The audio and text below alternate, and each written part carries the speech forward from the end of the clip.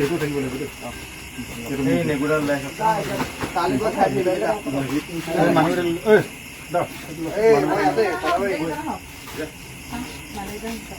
তাতে দোকানত চলে আছে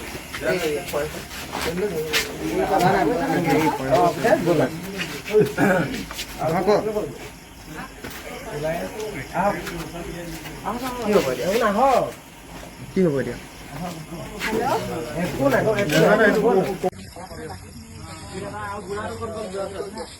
তোমাৰ লুঙি মাছটো ক'ত গ'ল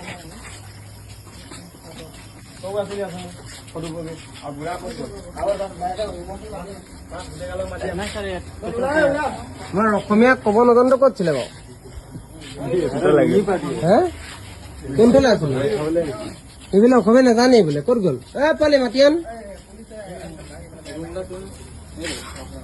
নহয় এনে কোনটো স্পৰ্টিং চেঞ্জ কৰি দিবি এনেকে কৈ আছা নেবা বহুত ভাল মেম বহুত সবে সবে এজনো একে অসমীয়া 10টা মান বাহানা এজনো একে অসমীয়া যে জিটো জানে সেইটো কাৰণে মই মানে হিন্দী ক'ব বিচাৰিছিলো আৰে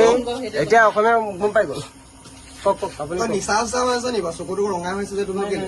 আপুনি কি ককচোন আপুনি কক কাহিনী কি হ'ল ককচোন বস্তুটো ক'ব আহিছিলে কেনেকৈ বনাবলৈ পালে কেনেকৈ মই মানে অলপ আগত তই কৈছিলি তেল কমাব আনিছে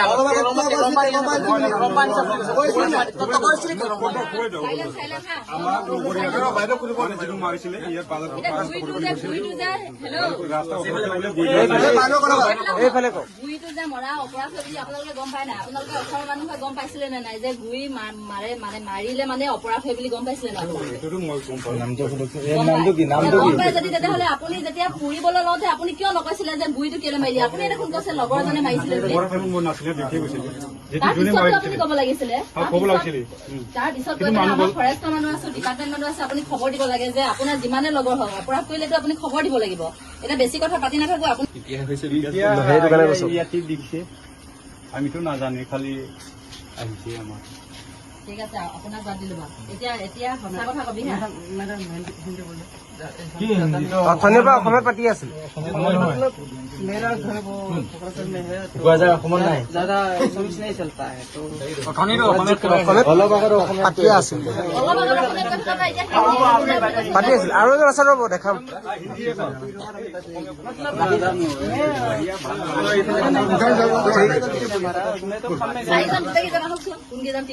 আৰু এজন আছে আছে আৰু আছে অলপ আৰু আছে